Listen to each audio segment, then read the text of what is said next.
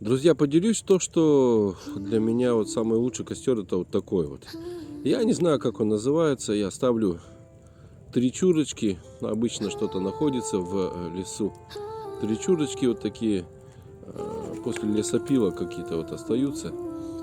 И между ними просто накидываю веток бересты, мелких веточек, потом крупные ветки. И костер получается дышащий. То есть он дышит, он очень легко загорается, очень легко разгорается. Вот сколько я не пробовал, вот прям, если хотите быстро согреться, быстро костер развести, это самый лучший. Он мощный, хороший, теплый, то есть горит достаточно долго. Поэтому вот, друзья, рекомендую.